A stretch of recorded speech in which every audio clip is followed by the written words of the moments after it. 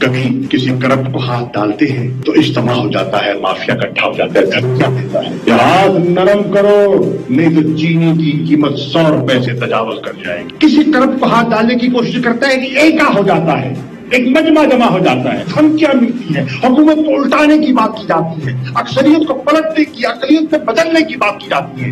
خان میرا چیئرمین سامنے بیٹھا تھا، وزیر اعظم سامنے بیٹھا تھا، میں نے کہا خان عزت اللہ دیتا ہے، اس کرسی میں تمہیں اللہ نے اپنے حبیب کے صدقے بٹھایا ہے، ڈٹ جاؤ، مت پرواہ کرو تیتر کی پٹیل کی۔ کیا انڈونیشیا یہ کیا ہے؟ صافی ہے اور نہیں بھی ہے، خان ہمارا لیڈر ہے، لیکن کیا لیکن خان کے اعتماد ہے، پھر اگر مگر۔ السلام علیکم، میں منیز جہانگیر، آپ دیکھ رہے ہیں پروگرام سپاٹ لائٹ۔ ناظرین، تقریریں تو ڈٹ جانے کی ہو رہی ہیں، مگر حال ہی میں جہانگیر ترین گروپ کے کچھ مطالبات مان لیے گئے ہیں، جیسے کہ جہانگیر ترین کے حلقے لودھرا میں ڈسٹرکٹ پولیس آفیسر کی تبدیلی۔ میڈیا رپورٹس کے مطابق اب وہاں کے ان کے پسندیدہ افسر عبدالرؤف کیسرانی کو DPO تعینات کیا گیا ہے۔ یہ تنقید ہو رہی ہے کہ یہ ایک سیاسی تقرری ہے، چونکہ ایک گریڈ 18 کے جونیئر افسر کو یہ ذمہ داری سونپی گئی ہے۔ اس حوالے سے بھی بات ہوگی، بلدیاتی انتخابات کے بارے میں بھی بات ہوگی۔ ہمارے ساتھ ہوں گے فاروق حبیب صاحب جو پاکستان تحریک انصاف کو ریپرزینٹ کر رہے ہیں، وزیر مملکت برائے اطلاعات و نشریات ہیں۔ ملک احمد خان ہمیں جوائن کریں گے، ان کا تعلق ہے مسلم لیگ نون سے، وہ شہباز شریف حکومت میں پنجاب حکومت کے ترجمان رہ چکے ہیں۔ سید حسن مرتضیٰ کا تعلق پاکستان پیپلز پارٹی سے ہے، وہ پنجاب اسمبلی میں پیپلز پارٹی کے پارلیمانی لیڈر ہیں۔ اور اسحاق خاکوانی جو جہانگیر خان ترین کا ہم خیال گروپ ہے، وہ بھی ہمیں جوائن کریں گے۔ ان سب سے بات کریں گے وقفے کے بعد۔ بجٹ کو ویلکم بیک ناظرین، all is not well in the PTI camp, اور میں بات کر رہی ہوں جہانگیر خان ترین کے ہم خیال گروپ کی۔ میرے ساتھ ہے اسحاق خاکوانی جو جہانگیر خان ترین کے ہم خیال گروپ کے رکن ہیں، اور ابھی تشریف لے کے آئے ہیں فاروق حبیب صاحب وزیر مملکت برائے اطلاعات و نشریات۔ ملک احمد خان بھی ہمارے ساتھ موجود ہے، مسلم لیگ نون کی ترجمانی کر رہے ہیں۔ سب سے پہلے خاکوانی صاحب آپ کی جانب آؤں گی، مجھے یہ بتائیے کہ یہ بات کہی جا رہی ہے کہ آپ PTI کے ساتھ ہی ووٹ ڈالیں گے جب بجٹ آئے گا، اور بجٹ بہت ایک ضروری بات ہوگی، اس لیے چونکہ آپ کا خاصا بڑا گروپ ہے، 8 آپ کے MNAs ہیں اور 30 کے لگ بھگ اس سے بھی زیادہ آپ کے MPs پنجاب میں، تو کیا جو آپ کا گروپ ہے وہ بجٹ جب آئے گا تو آپ PTI کے ساتھ ہی ووٹ ڈالیں گے جس طرح آپ کا پارلیمانی لیڈر کہے گا، یا کچھ اور آپ رویہ یا کچھ اور فیصلہ اختیار کریں گے؟ خاکوانی صاحب، بجٹ کو آنے میں پورا 1 مہینہ ابھی رہتا ہے، اب پتہ نہیں کیوں اس پہ بات میں اتنا مصر ہو رہے ہیں کہ جی بجٹ کیا ہوگا، بجٹ کیا ہوگا۔ علی ظفر صاحب کی رپورٹ مکمل ہو چکی ہے، صرف انہوں نے پرائم منسٹر صاحب کو بتانا ہے کہ اس میں کون کتنا قصوروار ہے، وہ آج بتا دیں، کل بتا دیں، وہ شاید کریں نہ کریں۔ ہماری تو ریکویسٹ ہوگی کہ علی ظفر صاحب نے جو ہمارے سے کاغذات دفتر سے لے کے گئے ہیں اور جن کو ثبوت دیے گئے ہیں، اس کی بنیاد پر وہ اپنی رپورٹ کیا بناتے ہیں۔ جس دن وہ رپورٹ کا فیصلہ ہوگا باقی چیزیں ول فالو اپ، اس کی چیزیں بعد میں آئیں گی کہ جی انہوں نے کیا کیا اور پارٹی کو کیا کرنا چاہیے، حکومت کے ساتھ دینا چاہیے، ساتھ دینا چاہیے۔ They are secondary things. پہلی تو یہ ہے کہ جی علی ظفر صاحب جہانگیر کو کتنا قصوروار سمجھتے ہیں، اور کیا وہ سمجھتے ہیں کہ ان کے ساتھ پرائم منسٹر کے دفتر میں جن لوگوں نے یہ کام کیا اور پارٹی میں نفاق پھیلایا اور انہوں نے جہانگیر خان پہ الزام کرائے، وہ الزام کتنے سچے ہیں کتنے جھوٹے ہیں، بات سیدھی۔ ٹھیک ہے، بہت بہت شکریہ اسحاق خاکوانی صاحب۔ فاروق صاحب، اب بات یہ ہے کہ انہوں نے تو کہہ دیا ہے کہ جی ہم انتظار کر رہے ہیں علی ظفر صاحب کی رپورٹ کا، تب تک جو ہے ہمارا جو فیصلہ ہے وہ یہی ہے کہ ہم آپ سے ناراض ہیں، ہمارے مطالبات ہیں، اور یہاں پہ فیاض الحسن چوہان صاحب کہہ رہے ہیں کہ جی نہیں، یہ تو ان کا سافٹ ویئر اپ ڈیٹ ہو چکا ہے، انہوں نے ابھی تک جہانگیر خان ترین سے بات نہیں کی، تو یہ کہہ رہے ہیں۔ دیکھیں، بات یہ ہے کہ کسی کے بھی کوئی تحفظات ہو سکتے ہیں، کوئی گلہ شکوہ بھی ہو سکتا ہے، ناراضگی بھی ہو سکتی ہے۔ بنیادی چیز کیا ہے؟ بنیادی چیز یہ ہے کہ وزیر اعظم عمران خان صاحب نے 25 سال ہو گئے ہیں ہمیں جدوجہد کرتے ہوئے، اور ہم 22 سال بعد اقتدار میں آئے۔ ہماری تو جماعت کا جو نام ہے وہی تحریک انصاف ہے، رول آف لاء کے لیے ہم کوشش کرتے رہے ہیں. رول آف لا کے لیے ہی ہماری اسٹرگل ہے, وہی ہمارا پرنسپل ہے, وہی ہمارا نظریہ ہے, جو بنیادی چیز ہے. اس میں اگر کسی ہمارے اپنے کے اوپر بھی کوئی سوال اٹھے گا تو اس کے اوپر جو ہے وہ اس سے جواب بھی پوچھا جائے گا, انکوائری بھی ہوگی. اور اگر وہ انکوائری اس قسم کی سامنے آتی ہے کہ اس میں کسی ادارے نے معاملات کو آگے لے کے چلنا ہے تو وہ بھی لے کے چلیں گے. الٹیمیٹلی جانا آپ کو جو ہے وہ عدالتوں میں پڑے گا یا ان اداروں کے پاس جانا پڑے گا. کسی کے لیے کوئی اسپیشل ٹریٹمنٹ نہیں ہے. جہاں تک رہ گئی بات بیرسٹر علی ظفر صاحب والا معاملہ, ظاہری بات ہے ہمارے اپنے لوگ ہیں, ہم سے گلہ نہیں کریں گے تو کس سے کریں گے. جب انہوں نے یہ بات کی, کچھ لوگوں کی انہوں نے بات کی کہ جی ہمیں لگتا ہے کہ ہمارے خلاف جو ہے وہ کام کیا جا رہا ہے, تو انہوں نے کہا ٹھیک ہے, یہ کہ ہمارا اپنا انٹرنل ارینجمنٹ ہے کہ انتظامی طور کے اوپر وزیر اعظم صاحب نے ایک پارٹی کے رکن کی ڈیوٹی لگا دی کہ آپ ان کی بات سن لیں اور سن کے دیکھ لیں کہ کہاں کسی سطح کے اوپر کوئی ایسا کام تو نہیں ہو رہا جس سے ان کو یہ محسوس ہو رہا ہے, تاکہ جو انصاف کے تقاضے ہیں اور جو قانون ہے وہ سب کے لیے برابر. آپ کتنی اہمیت دیتے ہیں اس علی ظفر صاحب کی رپورٹ کو؟ اگر علی ظفر صاحب کی رپورٹ کہتی ہے کہ نہیں جی زیادتی ہوئی ہے جہانگیر خان کے ساتھ, تو پھر ایف آئی اے کو آپ ڈائریکٹ کریں گے, واپس لیں آپ اپنا کیس؟ دیکھیں بات یہ ہے, دو چیزیں ہیں بڑی اہم ہیں اس لحاظ سے بھی. ہم ایف آئی اے کو تو ڈائریکٹ نہیں کر سکتے. اگر ایف آئی اے نے کوئی کیس بنایا ہے جس میں ایف آئی اے سمجھتی ہے کہ جان ہے, وہ کیس جو ہے وہ یہاں تو متعلقہ کورٹ ختم کرے گی. سمجھنی بات کو, جو فورم ہے, کیونکہ آپ خود قانون کو سمجھتی ہیں. یہاں اگر علی ظفر صاحب کی ایسی کوئی رپورٹ سامنے آتی ہے, پہلے تو وہ ان کی تسلی کے لیے بھی ہے نا. انہوں نے علی ظفر کی, وہ تو میں آپ کی بات سمجھ گئی, جو ایک رکنی جو کمیٹی ہے سمجھ گئی, مگر بالفرض وہ کہہ دیتے ہیں کہ نہیں جی کہ نہیں یہ غلط آپ کے ساتھ ہوا, تو پھر آپ کیا کریں گے؟ دیکھیں گزارش سن لیں, کیونکہ بات ابھی رپورٹ آنی ہے, اس سے پہلے ازمپشنز بے شمار ہو سکتی ہیں. تو ازمپشن بیس جو ہے, کیونکہ جو میں بات کروں گا تو میں تو گورنمنٹ کی پھر آفیشیل بات ہو جاتی ہے نا, تو ازمپشن بیس جو ہے وہ گفتگو سے میں تو محتاط رہوں گا. لیکن جو میں آپ کو ان پرنسپل بات کلیریفائی کر رہا ہوں کہ یہاں پر یہ صرف اور صرف کمیٹی بنانے کا مقصد یہ ہے کہ اچھی طرح سے تسلی کر لی جائے, اور ان کو بھی اس کمیٹی کے اوپر اعتماد ہے علی ظفر کے اوپر, ٹھیک ہے. اور اس کے بعد میں سمجھتا ہوں کہ بہت سارے ان کی اپنے جو گروپ کے لوگ جن کو انہوں نے آگے کیا تھا, ان کی وزیر اعلیٰ سے بھی ملاقات ہوئی ہے. اور ہمارا ایک سسٹم ہے, پولیٹیکل سسٹم ہے, یہاں پہ گروپس بنتے ہیں, فارورڈ بلاکس بنتے ہیں.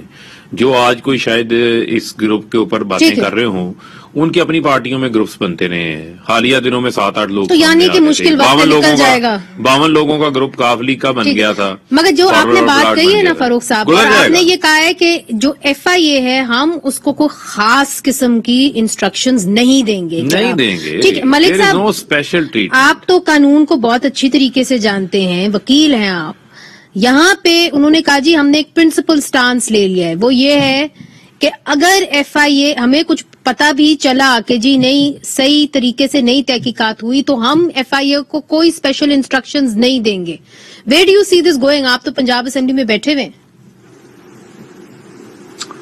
جی منیزی آپ کا بہت شکریہ. دیکھیے میں اس پہ بنیادی میرا اعتراض یہ ہے کہ جو ابھی فاروق صاحب کہہ رہے تھے کہ پرنسپلی اور کچھ باتیں جو کہ پرنسپلڈ ہیں اور کچھ جو ہیں وہ ازمپٹیو ہیں. تو پرنسپلی تو علی ظفر کی کمیٹی, کیونکہ جتنی کرمنل انویسٹیگیشنز ہیں وہ پروڈکٹ آف لا ہیں, وہ کسی اسٹیٹیوٹ کے تابع ہیں.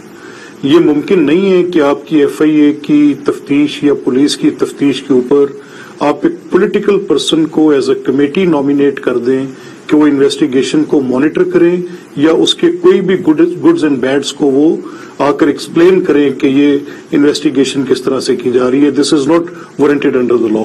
اور یہی ایک پوزیشن ہے جس پہ ہم کہتے ہیں کہ پولیٹیکل انٹرفیئرنس ہے اس کے ساتھ.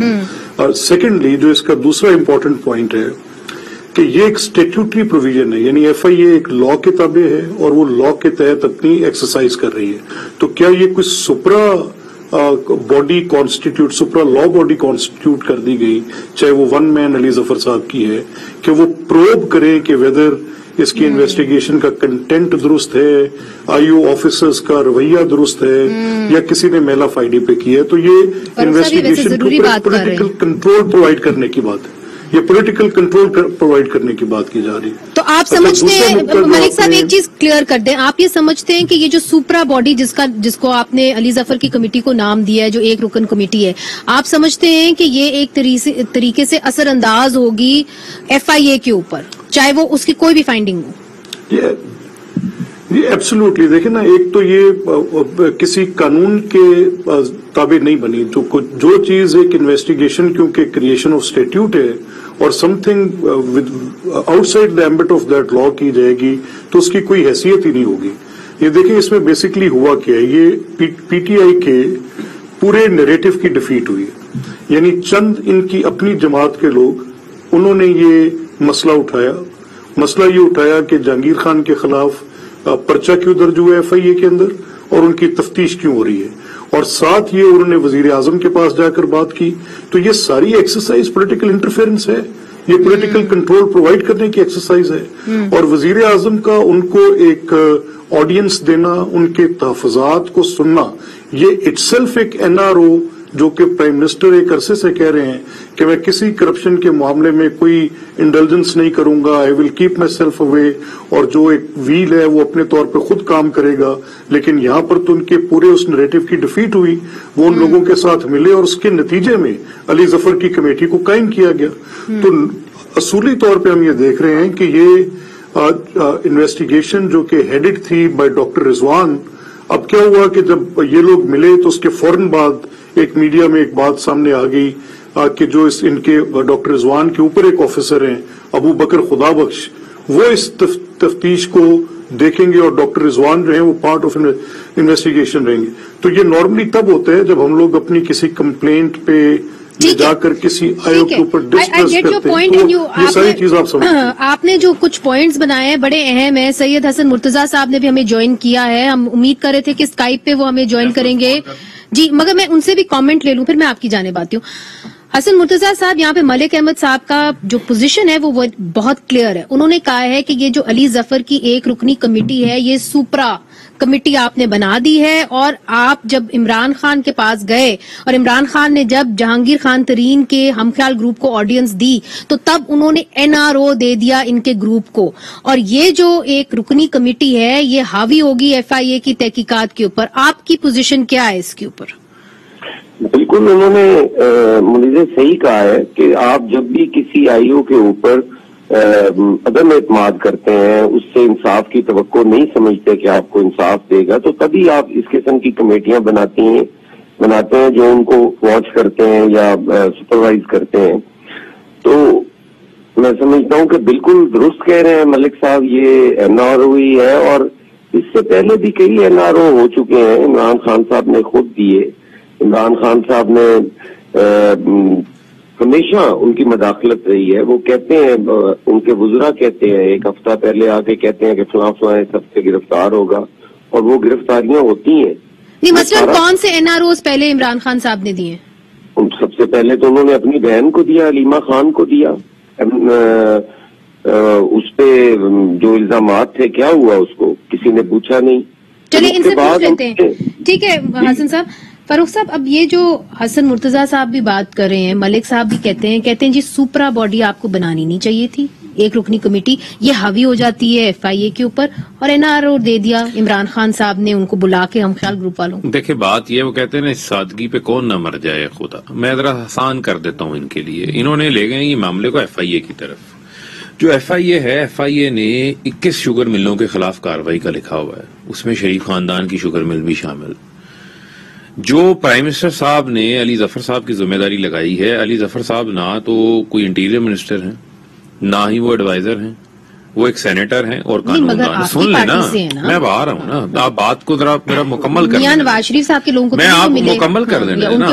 لیکن یہ تو وہ طے شدہ سوال، وہ ایک ایسے سوالات ہیں جو لوگ ہر جگہ کر رہے ہیں، آپ بھی کر رہی ہیں، مجھے ایکسپلین کر لینے. علی ظفر صاحب کی جو پوزیشن ہے اور پرائم منسٹر نے ان کو ٹاسک کیا دیا ہے، ذرا اس کو کلیریفائی کر لیتے ہیں، یہیں پہ ابھی کر لیتے ہیں. جو ایف آئی اے ہے، میں نے آپ کو کہا کہ انہوں نے 21 شوگر ملوں کے خلاف کارروائی کر رہے ہیں، اس میں شریف خاندان کی شوگر مل بھی شامل ہے. علی ظفر سینیٹر ہیں، قانون دان ہیں، ان کا نہ تو ایف آئی اے پہ کوئی انفلوئنس ہے، نہ کوئی تعلق ہے، اور نہ ہی ان کو ایف آئی اے کے کیس کو مانیٹر کرنے کا ٹاسک دیا گیا ہے. جہانگیر ترین کی اگر آپ پریس کانفرنس نکال لیں تو وہ بڑا اسپیسیفکلی کہہ چکے ہیں کہ ہمیں ایف آئی اے کا کیس اور باقی کیسز پہ کوئی معاملہ نہیں. فاروق صاحب دیکھیے، آپ نے خود کہا نا کہ اتنے سارے شوگر ملے ہیں تو ایک کے اوپر نہیں، ایک کے اوپر نہیں. مجھے پہلے ایک سوال کا جواب دے لینے، دوسرے پہ ابھی آ جاتا ہوں میں. اصل چیز یہ ہے جو علی ظفر صاحب چیز دیکھ رہے ہیں کہ ایک پرٹیکولر شکایت ان کی طرف سے آ رہی تھی کہ جناب کچھ لوگ ایسے ہیں جو ہمارے خلاف انتقامی کارروائی کر رہے ہیں.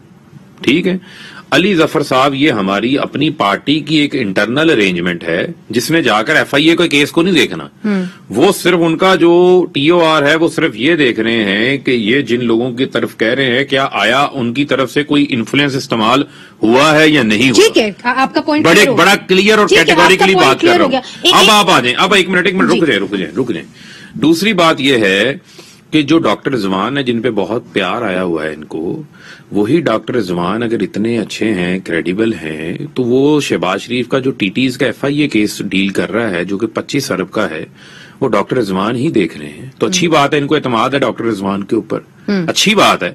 اور بات یہ ہے کہ جب ہم علیمہ خان کی بات کرتے ہیں تو سر گزارش یہ ہے کہ علیمہ خان جو ہے نہ تو وزیر اعلیٰ تھی نہ ہی وہ جو ہے وہ وزیر اعظم تھی, پبلک آفس میں نہیں ہولڈ کیا. اور جب ایک منٹ دیکھیں, اس چیز کو کلیئر ہونا چاہیے. ایک منٹ, جب آپ کسی پہ بات کرتے ہیں تو اس وقت جب وہ فلیٹ بنے وزیر اعظم اس وقت جو ہے وزیر اعظم نہیں تھے, نہ وزیر اعلیٰ تھے, لہذا انہوں نے اپنے بھائی کا انفلوئنس استعمال کیا, نہ اپنا انفلوئنس استعمال کیا. ہاں, ان کی ایف بی آر کی ایک ٹیکس ریگولیٹری تھی, اس کے اوپر انہوں نے جرمانہ ادا کر دیا. یہاں پہ توشہ خانہ ہو گیا, یہاں پر تو ایک کونسلر کے خلاف کبھی کارروائی کی بات ہے نا, اور لوگ آپ سے پوچھیں گے, چونکہ یہ آج کی بات ہے. یہ جو عبدالرؤف بابر کیسرانی ہے, یہ 18 گریڈ کے افسر ہیں ڈی جی خان سے. پولیس کے اندر یہ باتیں ہو رہی ہیں کہ آپ نے ایک جونیئر افسر کو تعینات کیا اور آپ نے جو قرار حسین سعید ہے ان کو آپ نے ہٹا دیا. پہلے جب وہ تعینات ہوئے تو ان کو کہا گیا کہ جی جہانگیر خان ترین گروپ نے, جہانگیر خان صاحب نے آپ کو کہا ہے کہ آپ ابھی اپنا آفس ہولڈ نہ کریں, مگر پھر ان کے سینئرز نے کہا نہیں آپ جائیں اور آپ اپنے دفتر میں بیٹھیں. سوال یہ آپ کے منشور کا حصہ ہے کہ D politicisation of the police, بلکہ میں نے آپ کا منشور نکالا ہوا ہے, اس کے اندر آپ نے لکھا ہوا ہے police reforms have been neglected by successive governments to continue using the police as a political tool. آپ کا یہ منشور کا حصہ ہے. دیکھیں بات یہ ہے کہ کہاں پر کو پولیٹیکل انٹرفیئرنس ہے. دوسری بات یہ ہے, نہیں ایک منٹ سن لیں نا, دوسری بات یہ ہے کہ کہاں لکھا ہوا ہے کہ آپ جو ہے وہ 18th گریڈ کے آفیسر کو 1 گریڈ اپ گریڈ کر کے اس کو آپ پوسٹ نہیں دے سکتے. یہ تو ایڈمنسٹریٹو ڈیسیژنز ہیں, یہ روٹین کا حصہ ہیں. لاہور کا ڈی سی لگایا تھا شہباز شریف صاحب نے, بٹ یہ ایک صاحب کو سن لینا فاروق صاحب, یہ نہیں مطالبہ ہمارا وزیر اعلیٰ بغداد صاحب سے مطالبہ کیا گیا کہ یہ لودھرا کے اندر یہ دیکھیں یہ کہانیاں ساری, یہ ساری کہانیاں ہوتی ہیں, یہ سب کہانیاں ہوتی ہیں. ادھر ادھر کی باتیں جتنی مرضی بنا لیں, میں صرف آپ کو مثالیں دے رہا ہوں. نہیں میں آپ کو صرف ایک مثال دے رہا ہوں, میرے پاس کتنی مثالیں موجود ہیں. اب میں نام نہیں لینا چاہتا ان لوگوں کے, ان آفیسرز کے جن آفیسرز کو جو ہے وہ اپ گریڈ کر کے بڑی بڑی پوسٹوں پہ لگا دی. 17ویں گریڈ کا کبھی ہم نے ڈی سی لاہور لگتے نہیں دیکھا تھا, وہ شہباز شریف صاحب نے تو وہ بھی لگائے ہوئے تھے. چلیں اس پہ بات کرتے ہیں, ڈپٹی سیکرٹری کی جگہ ان کو سیکرٹری لگائے ہوئے تھے. ملک صاحب تو بڑے کام یہاں پہ ہوتے رہے ہیں, ان کی طرف بھی تھوڑی توجہ دیں نا, ان کی طرف بھی سوال. ملک صاحب بات یہ ہے کہ جو بھی بات کر رہے ہیں فاروق صاحب, وہ یہ کہہ رہے ہیں کہ آپ جب علیمہ خان کا نام لیتے ہیں, یا سوری آپ نے تو نہیں لیا, حسن صاحب نے لیا, مگر وہ یہ کہتے ہیں کہ جی پبلک آفس ہولڈر تو وہ کبھی بھی نہیں تھی. جو بات تو درست ہے. اور دوسری بات یہ کہ جب آپ این آر او کی بات کرتے ہیں تو بھائی وہاں پہ تو علی ظفر صاحب کو ہم نے صرف ایک کمیٹی دی ہے, اور وہ کمیٹی اس بات کا تعین کرے گی کہ ان کے ساتھ زیادتی ہوئی ہے, سازش ہوئی ہے کہ نہیں. اچھا دیکھیں منیزہ, اس میں ایک بڑی بیسک بات ہے کہ اگر میں آپ کے 3 حصے ہیں سوال کے, میں ایک لائن میں ان کا جواب دوں گا تاکہ آپ کا وقت بچے. یہ درست ہے کہ علیمہ خان صاحبہ کو پبلک آفس ہولڈر نہیں رہی, لیکن وہ پبلک منیز ریسیپینٹ رہی ہیں. اور پوری دنیا میں جو ڈونیشنز کی اور چیریٹیز کے پبلک منی ریسیپینٹس ہوتے ہیں, ان کا جو میکنزم ہوتا ہے وہ پبلک آفس ہولڈر سے بھی زیادہ اکاؤنٹیبلٹی کا ہوتا ہے. ابھی آپ دیکھ لیں جو کہ میں ان کی مماثلت کے ساتھ جو کینسر فنڈ کا ایک ادارہ اپنا یو ایس اے میں ہے, اس کی ریسنٹلی ایک رپورٹ نے اس پوری پروسیڈنگز پہ بہت زیادہ اس کی ایک پوری انکوائری اور ایک پروب سٹارٹ ہوئی ہے اس کے. تو یہ ایک معاملہ, اس کو یہ کہنا کیونکہ ان کی ایک بڑی حیثیت تھی جہاں سے چندہ یا ان کے پاس ڈونیشنز جو بھی آتی تھیں, میں یہ الیج نہیں کر رہا, میں کچھ اور اس سے آگے بات نہیں کر رہا, لیکن وہ اکاؤنٹیبل ہیں. میں صرف اس ایک आर्गुमेंट के साथ इसको एट पार कर रहा हूं। दूसरा आपका जो मामला है कि ये जो अली जफर की कमेटी का, जैसे मैंने आपसे पहले कहा, देखिए फॉल्सहुड ऑफ अ पर्सन नहीं, देखिए मैं ये नहीं कह रहा, मैं आई जस्ट ओवरहर्ड, मैंने भी सुने जो फरूख साहब कह रहे हैं। मेरा ये मानना है कि जो उनका मुकदमा सुप्रीम कोर्ट में गया था, तो वो तो लोगों की उनकी एक टैक्स की रेगुलरिटी को उनको तो वहां से सुप्रीम कोर्ट से एनआरओ मिल गई। हम कब कह रहे हैं, मैं तो सवाल ही सुप्रीम कोर्ट पे उठा रहा हूं। और दूसरा, सुने ना मेरी बात ठहरे, और एनआरओ लेने वाले आपके खानदान के, बाकी लोगों के जो मुकदमात हैं वही मुकदमात वो सारे नैब के केसेस बन गए। देखिए ना, वही टैक्स की रेगुलरिटीज है और क्या है। अच्छा, तीसरी बात जो है, और जो तीसरी सबसे इम्पोर्टेंट बात है वो ये है कि आपका जो ये अली जफर साहब वाले मामले में falsehood of a person could be explained in events. हम ये कह रहे हैं कि आपका मुद्दा एक तफ्तीश का मुद्दा है। मुझे quote me any one example जिसमें पूरी पाकिस्तान की 70 साल तारीख में इस सीआरपीसी और फेडरल इन्वेस्टिगेशन एजेंसी के लॉज के साथ आपने किसी पॉलिटिकल पर्सन को क्रिमिनल इन्वेस्टिगेशन की कोई भी चीज प्रूव करने के लिए। अच्छा, ये आपने एक बड़ा अहम नुक्ता उठाया। मैं फिर ये कहता हूं, मलिक साहब, ये बहुत अहम नुक्ता है। मैं 107 सवाल उठा, मेरा एक छोटा सा सवाल जी। चले, मैं ये जैसे भी फरूख साहब ने कहा कि इंतकामी कार्रवाई, अब मैं कहता हूं कि इंतकामी कार्रवाई जो मैं आपको केसेस बताता हूं कि जिनमें इंतकामी कार्रवाई हुई है और मैं प्रूव करता हूं, मुझे कमेटी का इख्तियार दें, मैं प्राइम मिनिस्टर के सामने ला के रखता हूं। नैब के वो 20 मुकदमात जो कि ऑपोजिशन के लोगों पर है, वो स्वाय इंतकामी कार्रवाई और प्रोसिक्यूशन, नॉट प्रोसिक्यूशन, प्रोसिक्यूशन के अलावा कुछ और है। अच्छा, ठीक है, तो आप मुझे मैं आपकी बात समझ गई हूँ। देखिए मलिक साहब, इसके ऊपर जरूर आएंगे। हसन साहब, मैं आपसे एक आखिरी सवाल इस सेगमेंट का पूछना चाहती हूँ, क्योंकि फिर बल्दियाती इंतखाबात के बारे में भी बात करनी है, क्योंकि आज वजीर आला ने कहा है कि हम कराएंगे बल्दियाती इंतखाबात।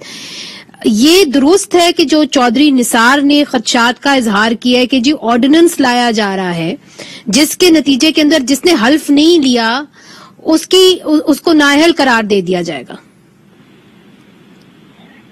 देखें जी, मेरे इल्म में तो ये नहीं है कि ऐसा कोई ऑर्डिनेंस आ रहा है, और जो आइन है उसमें मेरे ख्याल में कोई अमेंडमेंट जो है वो ऑर्डिनेंस के जरिए हो भी शायद नहीं सकती। ये मलिक अहमद साहब भी ज्यादा बेहतर बता सकते हैं, वो कानूनदान भी हैं जी। गुजारिश ये है कि उन्हें क्या एकदम ये ख्याल आया 3 साल के बाद कि मैं जाऊं असेंबली में और जाके मैं आज हलफ उठा लूं। मैं समझता हूं कि ये उस मैंडेट की तौहीन है जो उनके हल्के के लोगों ने उन्हें दिया, और 3 साल तक उन्होंने उनकी नुमाइंदगी नहीं की। उनके हल्के की आवाज जो थी वो असेंबली में नहीं पहुंच सकी। तो ये अचानक अगर वो तो कोई बासूल सियासतदान होते और वो कोई असूलों की बात करते तो वो हमें कोई एतराज नहीं था। ये तो ऐसा महसूस होता है कि ये तो 3 साल बाद किसी इशारे पर ये सारा कुछ होने जा रहा है। अच्छा, ये जो बात आपने की है ये बड़ी अहम है। इसके ऊपर मैं एक वक्फा लूंगी। जो आपने कहा ना कि किसी इशारे के ऊपर ये बात उन्होंने ये हल्फ लिया है, ये किस इशारे पे लिया है, क्या होने वाला है पाकिस्तान में? नाजरीन, अफसोस के साथ जो क्यासा राइयां होती हैं वो हकीकत में तब्दील भी हो जाती हैं। तो इसीलिए वक्फा लेना है। वक्फे के बाद हसन साहब से पूछेंगे कि उनका क्या मतलब था।